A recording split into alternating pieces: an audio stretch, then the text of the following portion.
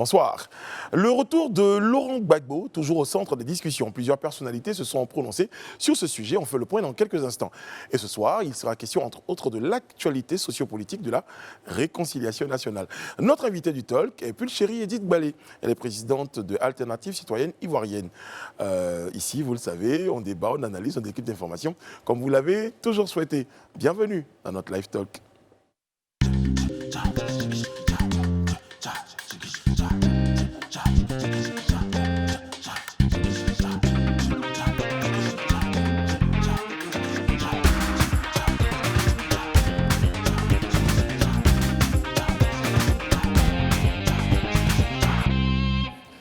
Oyez, oyez, c'est une nouvelle semaine que nous entamons. Une nouvelle semaine, nous sommes lundi. Lundi, eh bien, on est très très heureux de partager ces moments en votre compagnie. Vous êtes à la maison, vous nous regardez. Nous sommes d'ici, nous sommes très heureux de préparer et de présenter cette émission-là qui, c'est sûr, rentrera dans vos cœurs. André Bois est avec nous ce soir. Bonsoir André. Bonsoir Brice, comment bonsoir allez-vous? Tous chez vous. Ouais, merci. Alain Toussaint a une nouvelle place, il est côte à côte aujourd'hui. André et lui sont côte à côte. Vous êtes côte à côte. Ça fait quoi, ce côte à côte? C'est la il change du face il y a à un face. rapprochement. Voilà, franchement, un petit sourire, on dit l'ordre. Je serais plutôt prudent. C'est tout jamais. Allez, vous allez bien? Bien, merci. Bien votre week-end? Merci, ça va.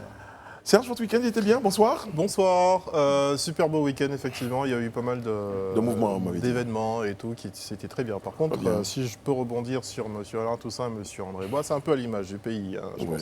Ils sont côte à côte, ils se rapprochent, mais ils ne se regardent pas dans les yeux. Bien vu. On a dit le face à face, on est le côte à côte, mais ils ne se regardent pas dans les yeux. Jeu d'image de position.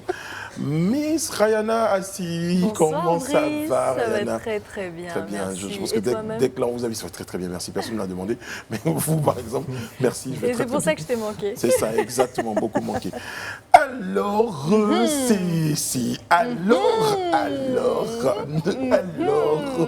j'ai une petite info. Ah, il est là. Parce qu'en fait, ils ont toujours dit que c'est le gros qui est le gardien. Je tiens toujours la place de gardien, donc j'utilise bien mes mains. Ce ballon, c'est un ballon de foot. Oui, et parce tu qu'on a l'as une très bien introduit. Grande nouvelle dans la petite info. Alors la petite info de ce soir va annoncer les couleurs de la semaine, donc c'est une grande nouvelle qui va planter le décor. Eh bien, Live TV, votre chaîne favori, est le diffuseur officiel en clair de l'Euro 2020. Eh bien, vous l'avez compris, du 11 juin prochain Euro 2020. au Euro 2020. C'est la dénomination. Ouais, alors, il expliquera tout à l'heure pourquoi 2020. Eh bien, vous l'avez compris, du 11 juin prochain au 11 juillet prochain, eh bien, vous pourrez suivre tous les grands matchs de l'Euro. Et on sait combien l'Euro, en fait, c'est un championnat qui est, on va dire, qui est super important. Après la Coupe du Monde, c'est l'Euro, quoi, je pense. Voilà. On va voir ces grandes stars on du foot. pourra voir ces grandes stars du foot sur Live TV. Et je pense que quand même, ça mérite en tout cas des félicitations et puis des encouragements aussi. C'est vrai, en moins d'un an, décrocher le contrat de la diffusion de l'Euro, moi je pense que c'est pas parce qu'on est ici qu'on dit ça. Franchement, si on était ailleurs, et ceux qui sont ailleurs vont le reconnaître, s'ils sont honnêtes, ils le reconnaissent ils le reconnaissent déjà. Ils vont dire, franchement, Live TV, franchement, vous avez fait fort. Oui, et puis au-delà de Live TV, je pense que c'est déjà un grand pas que Live TV fait pour justement le paysage audiovisuel ivoirien. C'est un gage de crédibilité et puis on en est content. Vive le foot! Oui, vive le foot. Et puis bon, c'est aussi la preuve qu'on a une chaîne avec de grandes ambitions. Ça, il faut que les uns et les autres le comprennent. C'est-à-dire qu'il y a eu cette image de chaîne de divertissement. Après, on a sorti vraiment toutes ces émissions avec ses invités de grande qualité. Et maintenant, ça arrive sur le sport. Donc voilà, au fur et à mesure, ils découvrent la chaîne. Ils se rendent compte que c'est une chaîne vraiment qui a une ambition. Plus d'un tour dans son sac. Parce qu'ils se sont dit, ils ont fait la télé-réalité, c'est bon, ils n'iront pas plus loin. Ils ont fait des émissions de qualité, ils n'iront pas plus loin. Là, ils font l'Euro. Attends. En fait, c'est pour compléter ce que vous disiez, c'est une chaîne qui est proche des aspirations des Ivoiriens et des habitants de ce pays-là. Qui répond à de vrais besoins, en fait. Des besoins sociaux, voilà. Donc en plus du divertissement, vous avez votre quel bonheur. Divertissement de qualité, tant Alors, plus que pendant un juste mois. pour clarifier, oui, pendant un mois. Oui, allez-y. Moi, j'allais clarifier parce qu'il y a eu beaucoup justement d'ambiguïté sur la question de l'Euro 2020, 2021. Il faut bien expliquer que c'est l'Euro 2020 justement qui a été reporté à cause de la période en fait de Covid, l'année dernière, donc ça n'a pas eu lieu. Et voilà, donc c'est l'Euro 2020. On ne s'est pas trompé. Je disais pendant un mois, vous auriez droit au meilleur du foot, du meilleur des rencontres, avec des stars, avec des buts, avec des émotions. émotions, avec des commentaires, avec des analyses. En tout cas, ça sera un bon moment de télévision de parenté. De toute façon, vous en avez d'autres sur Live TV, mais celui-là quand même, le meilleur, the best of the best. Voilà. Merci André, merci Rihanna, Je vous en prie. merci Serge. Et en bon gardien, je fais la relance. Jimmy, Il suit pas. voilà. On va tout de suite pour notre live. C'était moi, Zine. Vous serez d'accord avec moi pour dire que cette rencontre-là, pour utiliser un terme footballistique, cette rencontre-là fait toujours couler beaucoup d'encre et de salive. C'est le retour de Gbagbo, en fait, qui continue de préoccuper. De nombreuses réactions, oui. Une rencontre difficultueuse. Difficultueuse, vous l'avez dit. En tout cas, de nombreuses déclarations ont été entendues, ça et là, à propos de ce retour-là. Et la dernière en date, j'ai envie de dire, celle qui, par laquelle on va commencer, est celle du ministre Adjoumani, porte-parole principal du RHDP. C'était le 7 juin dernier. Je vais un morceau choisi. Certains partisans de l'ex-président Laurent Gbagbo, fraîchement rentré d'exil, sont prêts à engager une nouvelle épreuve de force pour entraîner le pays dans une nouvelle ère de tension et de violence. Alors, je cite Simone Gbagbo. Nous allons prier, donc il faut prier parce que la date est connue et que c'est là que le diable va déjà se manifester. Il va falloir rester fort pour accueillir, pour réserver, donc organiser un accueil qui sera mémorable. Cela voudrait dire que cela ne va pas disparaître de la mémoire des gens. Cela va être magnifique, émouvant et susciter la joie des Ivoiriens. D'autres réactions, on s'en souvient, on en a parlé sur ce plateau d'Adama Bictogo. On en a celle, par exemple, de la déclaration du directoire de la Chambre nationale des rois et chefs traditionnels de Côte d'Ivoire, qui dit en dernier mot, quant au deuxième aspect, parce qu'il y en avait deux en ce qui concerne donc le retour de Gbagbo, ils sont d'accord, ils saluent le retour d'un fils. Et puis, quant au deuxième aspect, relatif à l'accueil, la totalité des chefs déclarent ne pas se sentir qualifiés pour y participer. On se choisit quelques réactions. Réactions sur le plateau, autour de ces réactions, messieurs et madame. Écoutez, moi je trouve que, comme je l'ai dit déjà sur ce plateau, je pense qu'on ne devrait pas en arriver à ça. Je pense qu'on ne devrait même pas être aujourd'hui à être dans ce débat qui, à mon humble avis, est celui d'un Ivoirien lambda, est en train de jeter de l'huile sur le feu d'un côté comme de l'autre. Moi, j'en appelle encore une fois à la responsabilité des uns et des autres. On sait tous ce que la Côte d'Ivoire a vécu. Nous l'avons tous vécu. On parle de victimes d'un camp parce que ça n'arrange parce que ça les arrange, mais en fait, c'est deux camps qui se sont affrontés. Dans les deux camps, on a eu des victimes. Et aujourd'hui, on a décidé, au-delà de tous les aspects juridiques, d'aller à l'apaisement, d'avoir une politique d'apaisement. Donc, on ne doit regarder qu'à ça et à l'intérêt général. Il faut qu'on arrête de jeter des Je pense qu'on devait s'attendre à cette réaction-là, à ce à quoi on assiste maintenant. C'était prévisible? Écoutez, c'est typiquement ivoirien et je pense que nous l'avons hérité de la France. Vous avez vu, juste je fais un peu d'hyperbole, au début du Covid, au lieu de se préoccuper des questions sanitaires, on a passé des mois entiers sur la question du masque, s'il fallait en porter ou pas. Si Laurent Gbagbo est en Côte d'Ivoire ou arrive en Côte d'Ivoire le 17 juin, ce n'est pas la seule volonté des autorités du pays. Et je le dis vraiment sans faux fuyant. Parce que le président de la République, il y a plusieurs mois, avait indiqué que le chemin était ouvert. Maintenant, les conditions de son accueil, de son arrivée, comment va-t-il être sur le territoire de ses ancêtres, pour citer l'expression de M. Assoua Adou, ce sont des choses qui auraient dû être négociées. Maintenant, est-ce qu'il doit avoir un accueil populaire ou pas? Les éléments de langage utilisés dans tel ou tel camp, on voit bien qu'on bande les muscles pour quelque chose qui ne devrait même pas susciter de la passion ni de la haine. Parce que si le retour du président Gbagbo est placé sous le signe du revanchisme politique, comme si on jouait ou allait se jouer le match retour d'un match, d'ailleurs je ne sais pas, enfin la manche retour d'un match. Il n'y a eu aucun gagnant. Exactement, parce que dans l'histoire, c'est la Côte d'Ivoire, c'est son avenir, c'est sa stabilité qui était en jeu il y a une dizaine d'années. Moi, je trouve tout cela puéril. Mais en même temps, effectivement, il faut peut-être lancer un appel au calme, parce que Gbagbo lui-même n'a rien demandé à personne. Voilà. S'il avait souhaité un accueil populaire, je pense qu'on l'aurait su. Il peut parler aux médias. Je ne suis pas certain que le président Laurent Gbagbo lui-même ait demandé cette mobilisation, avec parfois même des demandes de cotisation de partisans pour organiser je ne sais quel accueil. Donc, je pense que connaissant l'homme Gbagbo, et je le dis avec la modestie quand même, passé une dizaine d'années à ses côtés. Je ne pense pas qu'il ait demandé tout ce brouhaha, toute cette mobilisation, etc. C'est un homme qui a eu 10 années de sa vie en captivité, 10 années de sa vie volées par la Cour pénale internationale et qui aimerait, et qui a le droit d'ailleurs, de rentrer chez lui. Très bien. C'est Alors, l'essentiel. vous êtes peut-être d'accord, Rihanna, avant de revenir à André, vous serez peut-être d'accord avec, je le sens, la réaction du ministre de la Réconciliation. Les deux parties sont en négociation pour que ce retour soit un retour apaisé. Maintenant, nous sommes un État de droit. Gbagbo est un homme libre. C'est à lui de décider. Quand il vient dans ce pays, nous avons appris qu'il rentre le 17 et nous en prenons acte. C'est ça. Moi, je pense qu'aujourd'hui, le premier pas a été fait. Donc, son retour est annoncé. Ça veut dire qu'il reviendra. Donc, ça, déjà, c'est l'essentiel même à retenir. Après, dans quelles conditions est-ce que ça va se faire? Il faut bien sûr ne pas oublier le contexte sociopolitique, justement, qui entoure sa venue. Mais il ne faut pas non plus laisser s'étouffer, je veux dire, dans une forme de calme ce retour. Aujourd'hui, on peut trouver un juste équilibre justement entre ce qu'on appelle brouhaha ou ce qu'on appelle le calme absolu parce qu'on prend en compte justement certaines, je veux dire, réticences de certaines victimes de la crise post-électorale. Il faut trouver le juste milieu pour que justement ce retour, parce que ça reste quand même un retour mémorable. Si on en parle... c'est qu'il y a lieu justement de le célébrer. J'utilise des expressions très sportives ce soir. Sportif. André Bois, Oui. qu'est-ce qu'on gagne à ce que Gbagbo rentre triomphalement ou qu'est-ce qu'on perd à ce qu'il rentre en catimini ou rentre...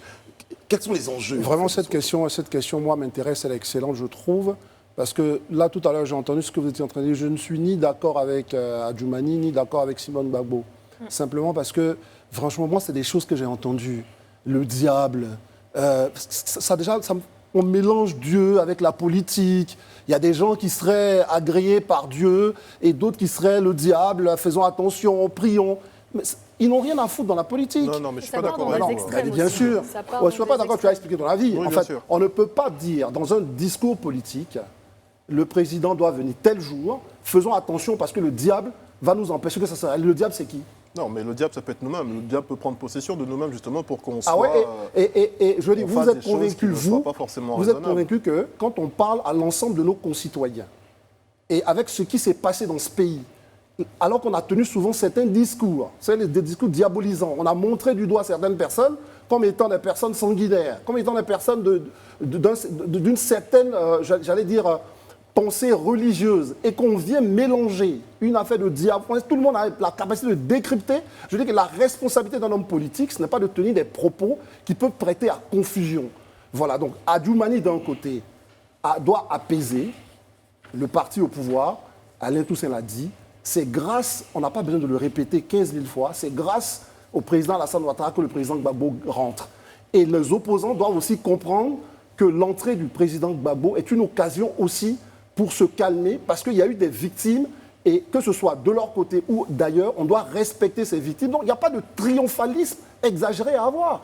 Discutons dans la chambre, ce que j'appelle dans... Et prions, parce qu'après avoir parlé le du monsieur diable, arrive, c'est terminé. Simone Gbagbo dit il faut prier, attention. Bon, on a vu le succès des prophéties de Malachi. Alors, Ah ouais, mais laissons franchement- Dieu en dehors du champ politique. Il faut prier, Voilà. prier pour que tout se passe bien. Moi, j'ai aimé Voilà, une réaction. voilà. J'ai aimé une réaction, c'est celle d'un cadre du RHDP, Joël Nguessan, que j'ai trouvé assez midoyenne. En fait, après, peu importe effectivement que l'ex-président Laurent Gbagbo entre en triomphe ou en catimini, le fait est qu'il faut qu'il rentre chez lui. C'est tout, on est tous C'est d'accord ça, là-dessus. c'est C'est ça. l'essentiel. Le fait C'est est ça. qu'une bonne partie des Ivoiriens aujourd'hui attendent leur chef de famille, attendent leur chef de parti et d'idéologie, attendent son retour pour commencer à croire à la réconciliation nationale. Et c'est tout l'ensemble des Ivoiriens qui ont besoin de cette réconciliation Et c'est ce qu'on nationale. espère puis, du il faut retour pas- du Le plus président important, Gbagbo. c'est qu'il rentre et qu'il entame et qu'il matérialise vraiment cette Parce réconciliation. qu'en vrai, Il si, faut pas y si passer c'est- aussi si cette ce question moment de réjouissance. de retour triomphal ou pas là,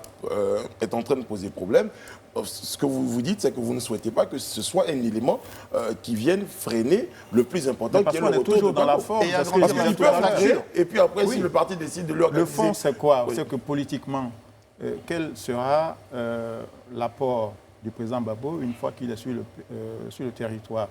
Comment sa présence peut impulser de l'énergie positive C'est ça. au processus de rapprochement, de réconciliation des Ivoiriens? C'est cela l'essentiel. Maintenant, il ne faut pas que son arrivée soit instrumentalisé par un camp ou par l'autre comme étant un élément de victoire ou de C'est ça. défaite. Exactement. Voilà. Moi, Il a c'est le droit de rentrer Non. chez lui en pirogue, en avion, en bateau, Bien tout ce sûr. qu'il veut. Et moi, je pense qu'il et faut qu'on trouver le un laisse juste rentrer chez lui à équilibre. la Il maison. faut, Non, il mais- faut trouver un juste Voilà. équilibre. Il ne faut pas laisser de côté ceux qui ont envie de se réjouir de son retour. Ah, parce c'est là que où je vais pas être il y a d'accord des avec vous. il y a des personnes qui ont attendu son retour pendant plus de 10 ans.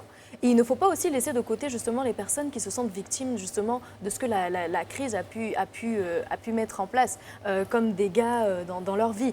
Moi, je pense qu'il faut trouver le juste équilibre. Ça veut dire qu'il faut l'accueillir justement avec tous les honneurs qu'il mérite, avec la réjouissance qui va avec, mais sans aller dans les extrêmes, parce qu'aujourd'hui, on a l'impression que les deux parties sont chacun de leur côté dans des Non, mais extrêmes en même temps, on ne peut complètement pas opposés. encadrer des émotions. Oui. Voilà, donc je veux Oui, dire, mais à la ça- limite, il faut faire preuve de sagesse. C'est C'est tout. le Oui, et moment c'est de la où on vient. responsabilité de tous. Exactement. C'est de la Au-delà responsabilité de émotions, tous. là, C'est Ces pour ça que 3000 morts qu'on a connus en Côte C'est ça, d'Ivoire, c'est- c'est une guerre. C'est pour ça que je voulais m'arrêter À un moment, ça suffit. un peu, si vous permettez, sur quand elle disait non, il faut bien sûr que les gens se réjouissent. C'est pas en ces termes.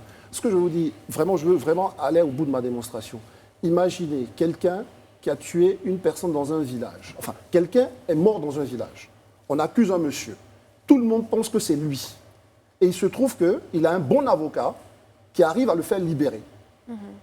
Parce que ce jour-là, il y a eu un vice de forme, un vice de procédure. Ça, et la justice, c'est complexe. Ou alors, il n'y a juste pas Et eu de ce preuves. dernier... Non, le tribunal J'ai une n'apporte minute sur pas la de question, preuves. attention, Il y a messieurs. juste pas eu de J'ai Je une finis minute sur la là-dessus. question. Non, J'ai je une finis minute là-dessus, sur s'il la vous plaît, parce que vous êtes en train de je ne finis pas. Et à la fin, il est libéré et il rentre triomphalement au village. Alors qu'il y a eu un mort et on n'a pas su qui a tué Justement, ce dernier. Donc, ce que je vous triomphalement, fais c'est dans comprendre, l'excès. voilà. Triomphalement, c'est C'est-à-dire dans qu'il y a- l'excès. À un certain moment, je veux dire, même le politique, à un certain moment, il doit se dire, OK, mon action a participé à ces 3000 morts, donc je dois quand même avoir le triomphe modeste. C'est de ça qu'on parle.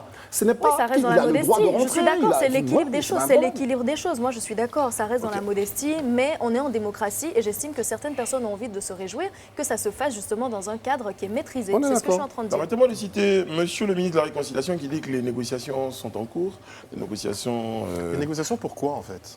Ben justement pour qu'on s'accorde une avec date de retour, sur la façon de son retour, la forme. que toutes les parties soient d'accord et surtout que l'ambiance et l'environnement soient apaisés pendant ce retour. Et sécurisé. Sécurisé, surtout, Bon, ouais. Également. ça, c'est au gouvernement. Et le gouvernement a décidé qu'il rentre par le président de la République. Donc je pense que toutes les mesures seront prises en C'est pour cela qu'il faut en discuter. Ils sont, voilà, c'est ça. Discuter peut-être, mais négociations, je trouve que le terme est un peu mal Non, passé. mais c'est Là, ce qui moi, je le convient. rejoins là-dessus. Enfin, C'est bon. Ça D'accord. s'appelle bon, c'est négociation. bon. Ok. Ouais, non, sinon on va refaire le monde, on va refaire le tour. On marque une pause, c'est la fin de la première partie de cette émission. À tout de suite.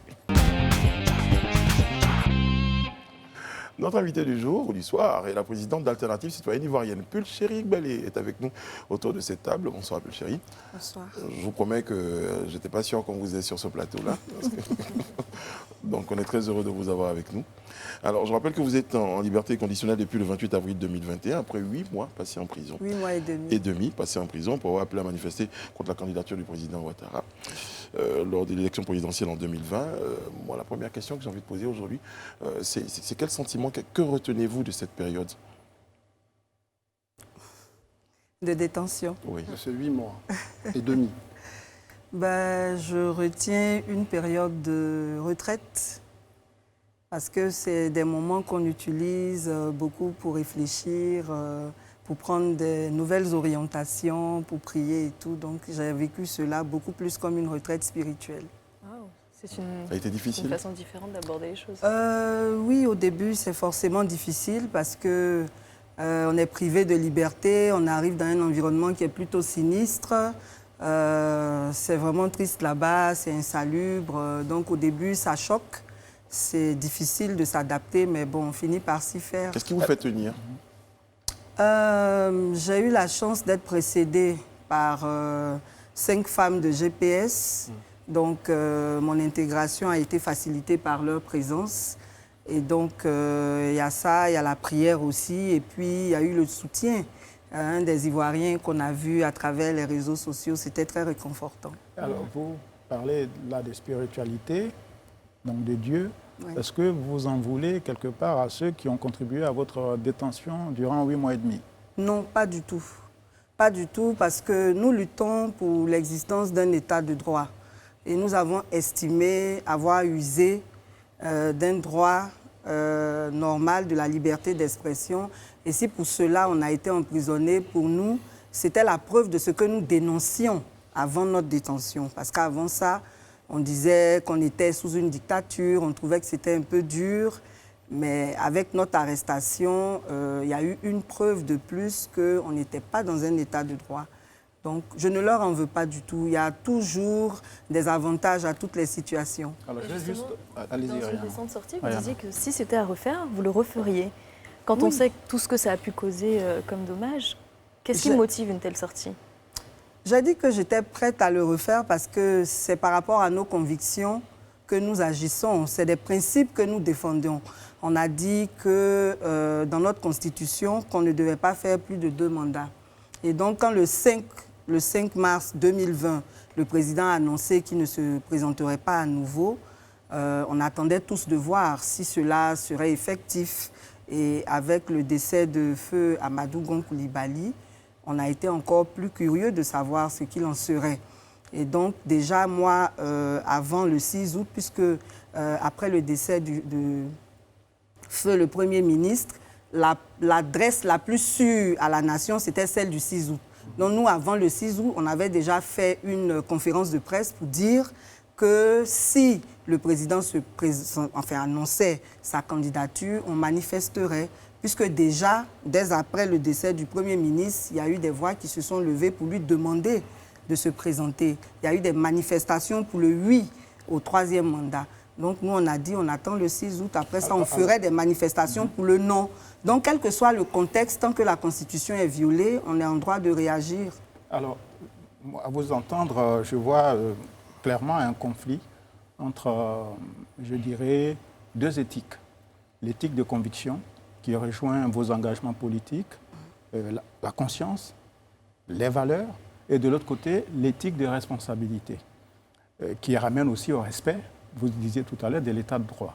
Est-ce que vous n'avez pas le sentiment, en bravant l'autorité publique de l'État, d'avoir vous-même créé ce conflit, d'avoir évité de faire preuve de clairvoyance et justement, absence de clairvoyance qui vous a conduit derrière les barreaux? Est-ce que volontairement, vous avez bravé l'autorité de l'État en disant « je n'ai pas de responsabilité, au nom de mes convictions, j'ignore que ma responsabilité, c'est aussi de respecter les lois du pays, même quand elles sont injustes ». Je ne vois pas les choses en termes d'avoir bravé quoi que ce soit ou qui que ce soit. Nous, on s'est dit tout simplement que selon l'article 20 de notre Constitution, nous avons la liberté de manifester pacifiquement. Et comme nous avions décidé de dire non au 3e mandat, on avait le droit de manifester. Et avant de manifester, on a écrit aux autorités, on a écrit au ministre de la Sécurité, on a écrit au ministre de la Décentralisation pour que nos marches soient encadrées. Quand on avait lancé les gilets oranges, justement, c'est ce que je voulais dire. Quand on avait lancé les gilets oranges, on avait eu des séances de travail à la préfecture de police sur l'itinéraire, sur plusieurs choses. Bon, c'est vrai qu'on ne s'est pas entendu, mais au moins on a eu des séances de travail. Là, il n'y a pas eu de réponse. Et comme la Constitution nous y autorisait, bon, nous, on a manifesté. Est-ce que la responsabilité, juste André pour terminer, est-ce que la responsabilité n'eût été, à l'époque, n'aurait pas été, pardon, de suspendre, de surseoir à vos manifestations jusqu'à ce que, officiellement, l'autorité vous donne le feu vert de prendre la rue? La volonté de manifester était plus forte. Très bien. D'accord. Franchement, moi, on n'était pas sûr qu'on nous donnerait cette autorisation, puisqu'il n'y a pas eu de réaction. Il y a même l'un des ministres, je pense bien que c'est celui de la Sécurité, qui a osé appeler mon assistante pour lui demander de venir chercher son courrier. Donc c'est dans ce sens-là que Alain Toussaint peut-être parlait à ce moment donné, vous avez décidé peut-être de braver. C'est là que le braver est peut-être... Bon, ça peut être pris ainsi, mais en tout cas, nous, on tenait à manifester. Moi, au-delà de bravade ou de braver l'autorité, moi, j'aime votre personnage. Je trouve que vous montrez du courage, mais la question que je veux quand même vous poser, c'est de savoir, Alternative citoyenne ivoirienne, vous vous situez où vraiment?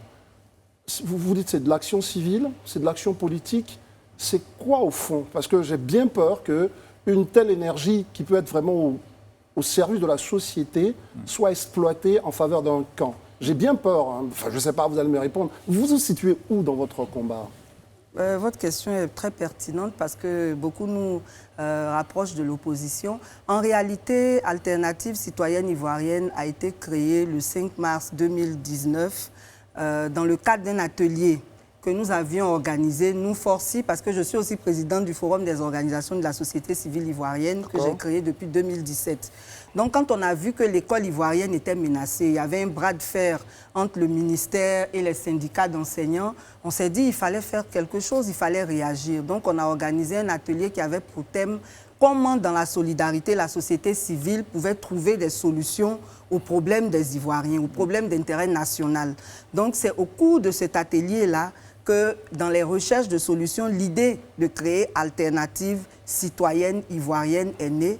Et comme l'indique son nom, c'est une alternative que nous avons voulu proposer par rapport aux politiques et une alternative citoyenne. Donc nous nous situons dans la société civile, mais nous n'avons pas peur d'aborder des sujets politiques parce que nous avons constaté que c'est le politique qui décide en réalité de tout. Et s'il n'y a pas de paix, il n'y a pas de développement. Parce que de façon classique, les organisations de la société civile recherchent des financements pour des projets de développement. Mais je vous coupe parce que Alain vous l'a dit tout à l'heure. Oui. Votre action est instamment un peu instrumentalisée, vous en êtes bien rendu compte? Non, parce comment ça? Il y a une question qu'on pose. Il y a des politiques qui sont dehors, qui sont tranquilles, et pendant ce temps, vous étiez en prison. Mais derrière, ils ont pu vous utiliser comme bras armés d'une certaine façon pour mener cette lutte. C'est pour ça que je pose vraiment cette question. Vous pensez que vous êtes dans le bon choix, vous êtes dans la bonne stratégie pour faire avancer la société ivoirienne? Oui, bien sûr. Nous, on n'a pas eu le sentiment d'être instrumentalisés pour la simple raison qu'en réalité, tous les camps nous criblent d'une certaine manière. Vous savez, les politiciens ivoiriens, en général, pensent que toutes les initiatives doivent être coachées par l'un ou l'autre camp. Donc, quand vous arrivez et que vous assumez ce que vous faites sans les consulter, chacun se dit que vous êtes avec l'autre camp. Okay. Dans notre cas, plusieurs de nos positions arrangent l'opposition. Et c'est ça qui fait que parfois, quand l'opposition nous emboîte le pas, nous, on a dit non au 3e mandat avant que l'opposition ne lance la désobéissance civile. Et quand on avait lancé le premier mot d'ordre en juillet, c'était un sit-in à la place de la République. Et quand ils ont vu qu'on persistait, on était vraiment engagés, eux-mêmes, ils ont pris la décision de suivre la voie que nous avions ouverte. Donc, nous n'avons pas le sentiment d'être instrumentalisés parce qu'on prend nos décisions de façon consensuelle dans le groupe et on les exécute. Donc, autonomie, à votre sortie des prisons, vous avez rendu visite au président Bédié. À quoi répondait cette visite? Quand j'étais en prison, j'ai reçu le soutien de plusieurs Ivoiriens et vraiment de tous les Ivoiriens de tous les bords. Ça a été une surprise puisque, comme je vous disais, quand on travaillait au début, les deux camps ne nous soutenaient pas réellement. Et donc, en prison, j'ai reçu des soutiens de tous les bords. Et j'ai suivi aussi les discours politiques. J'ai vu que beaucoup ont demandé notre libération. C'est l'occasion aussi pour moi de dire merci à Live TV pour toutes les fois où vous avez invité des personnes qui vraiment se sont penchées sur mon cas. Et donc, on a reçu le soutien de tout le monde. C'était donc un devoir de reconnaissance d'aller vers ces personnes-là pour vraiment leur témoigner notre reconnaissance. Mais non, une allégeance à un parti quelconque? Non, pas du tout, jamais. Chérie, vous êtes en liberté conditionnelle avec vos amis. J'ai envie de dire quelles sont les conditions de cette conditionnelle. Il y a des restrictions? Oui, il y en a deux. La première, c'est l'interdiction de sortie du territoire national. Et la seconde, c'est de pointer tous les mois au greffe. Et je suis passée là-bas ce matin. Ils vous ont fait quel accueil? Oh, c'était sympa. Ben ça voilà. Va. Ça se passe bien, on peut dire. Bon, si on veut, en fait, 2 semaines après notre libération, le juge nous a convoqués encore et il y a une ordonnance qui a été prise pour un non-lieu partiel pour 3 de mes 3 compagnons qui ont été pris avec moi. Partiel parce que le procureur doit se prononcer dessus. Et moi, on m'a proposé en jugement. Donc, en principe, j'attends la date de mon procès. Alors, moi, je suis curieuse de savoir, parce qu'à un moment, vous avez déploré en fait, le manque de solidarité en parlant de tous ceux, justement, qui défendaient la cause du respect de l'état de droit. De qui parliez-vous? Le manque de solidarité, c'est au niveau de la société civile, bien sûr, puisque je suis de la société civile, on n'a pas senti le soutien des autres. C'est vrai qu'il y a des organisations qui ont fait une déclaration commune, mais ça s'est arrêté là. Si moi j'étais dehors, j'aurais manifesté. Donc vous estimez qu'il y a eu plus de soutien venant des partis politiques plutôt que même de la société civile? Oui, je pense. Il faut prendre peut-être pour une concurrente, parce que vous êtes un peu plus médiatisé que... Bon, si le voit en termes de concurrence, c'est vraiment dommage. Je pense que le champ est prime, tellement vaste, il y a tellement citoyen. de travail à faire que si on est nombreux, c'est tant mieux. Alors, juste d'un mot, votre engagement politique vous a valu la prison, mais aussi le licenciement du Oui, BNET. oui. Comment qualifiez-vous cette décision de cette structure de vous licencier? Bon, elle est forcément abusive. Et c'était quoi votre statut là-bas? J'étais sociologue au BNET depuis 22 ans. Wow. Au département environnement, nous, on faisait beaucoup les études d'impact environnemental et social sur des différents projets de développement, mais aussi des études sociologiques spécifiques. Quelles sont les raisons de votre licenciement? Les raisons. Bon, Qu'est-ce qui a été évoqué? je n'ai pas encore reçu le document officiellement parce que c'est dans la foulée de mon arrestation que mon licenciement a été fait. Et il y a un huissier qui est venu me voir à la MACA. Je ne l'ai pas reçu parce que j'estimais que ce n'était pas normal. Donc, quand je suis sortie, je suis allée voir le DRH. Il a dit qu'ils allaient me le signifier officiellement. Je n'ai pas encore reçu le document. Mais je sais que, Ça fait combien de temps? je suis passée chez le DRH. Ça doit faire 3 semaines. Mais vous aviez un statut de fonctionnaire ou... Non, non, là-bas, on n'est pas des fonctionnaires. d'accord. On émarge à la CNPS, on a des CNPS, contrats. d'accord, vous avez les contrats. Est-ce que vous avez saisi l'inspection du travail? En principe, justement, c'est l'inspection du travail même qui est mise en cause. Moi, je suis syndicaliste. J'ai créé un syndicat au BNET que je dirigeais. Et donc, normalement, pour licencier un syndicaliste, il faut l'autorisation de l'inspection. Mais l'inspection, pour donner cette autorisation, doit évidemment mener son enquête. C'est ça. Et cette enquête exige évidemment que je sois entendue, C'est ça, ce qui n'a pas été le cas. Donc, je ne sais pas sur quelle base elle a donné son autorisation. Donc, nos avocats ont déposé un recours auprès du Conseil d'État. On n'a pas reçu de suite. Donc, bon, on attend toujours. Je voudrais revenir sur votre action et notamment votre contestation du 3e mandat. Oui. Je me dis qu'en tant qu'acteur de la société civile, vous avez aussi un rôle pédagogique. Oui.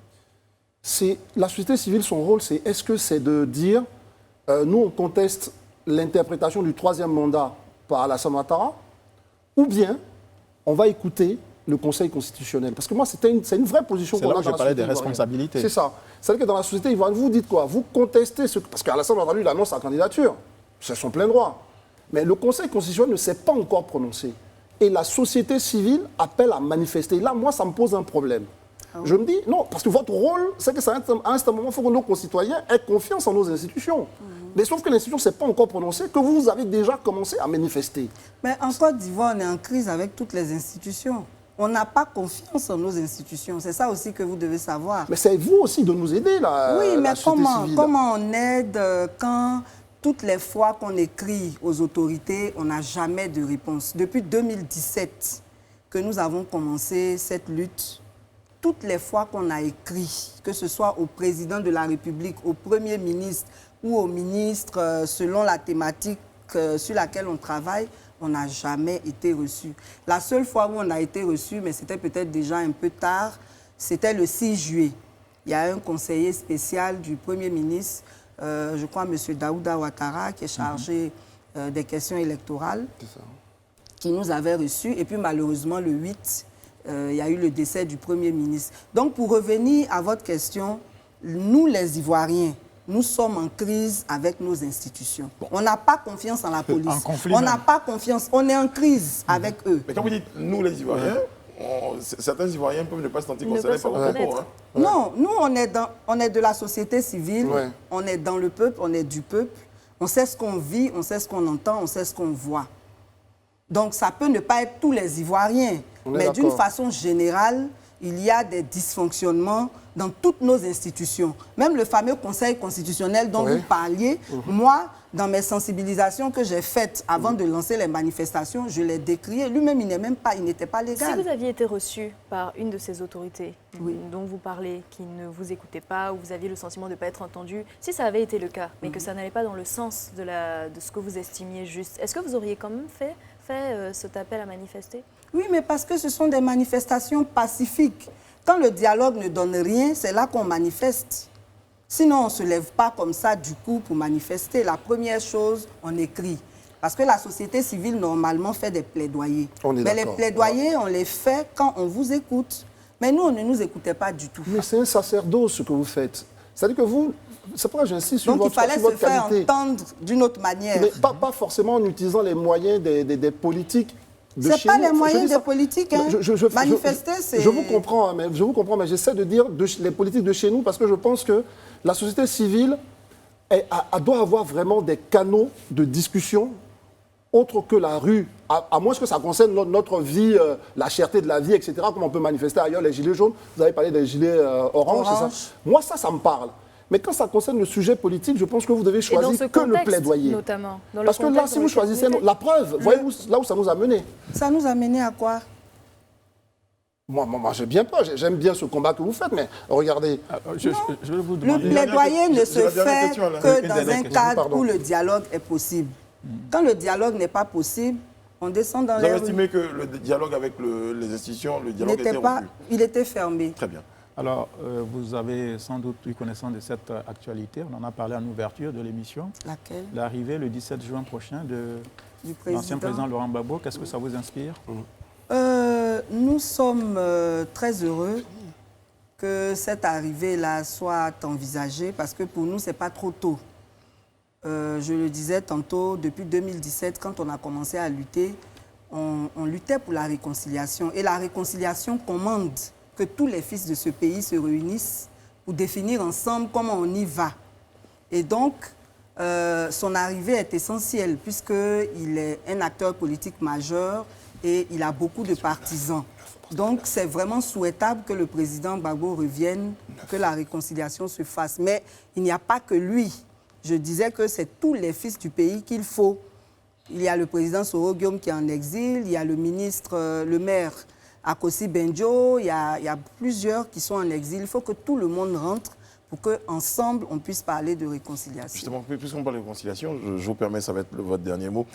Selon vous, les points importants sur lesquels les acteurs politiques en Côte d'Ivoire devraient se pencher, M. Igbale?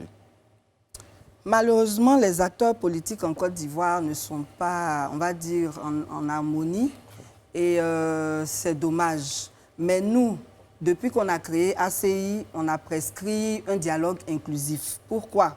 Parce que nous estimons que la situation est tellement complexe qu'il n'appartient pas à une seule partie de dire comment on fait la réconciliation, comment on y va. Donc, il est essentiel d'organiser ce dialogue inclusif pour que tous les acteurs, tous les leaders de la société civile comme politique s'asseyent pour qu'ensemble, on définisse réellement la démarche à adopter pour aller à la réconciliation. Donc, pour nous, ça passe par le dialogue inclusif. Mais évidemment, ce dialogue a un préalable. Pour que tout le monde puisse se parler, il faut que tout le monde soit là. Donc, il faut libérer les prisonniers politiques, il faut faire revenir tous les exilés et puis engager ce dialogue. Certains ont été libérés, dont vous avez un peu plus confiance maintenant aux institutions? Un peu plus? Non, pas du tout. Très bien. M. Igbale, on vous remercie d'avoir été en notre compagnie sur ce plateau. Merci. On vous donne rendez-vous, vous, téléspectateurs, juste après, avec la Foire des Deals, donc l'équipe de la Foire des Deals, pour vous faire gagner de nombreux cadeaux. Et André Bois, juste derrière, pour notre... Allez, vive l'euro. Immersion. Vive l'euro et encore une fois... Bravo Live TV. Bravo Live TV. On était très heureux d'être en votre compagnie. On vous retrouve demain sur ce même plateau-là. D'ici, prenez soin de vous et des autres. Que Dieu veille sur vous, que Dieu veille sur la Côte d'Ivoire. Merci. À demain. Merci. Merci. Merci.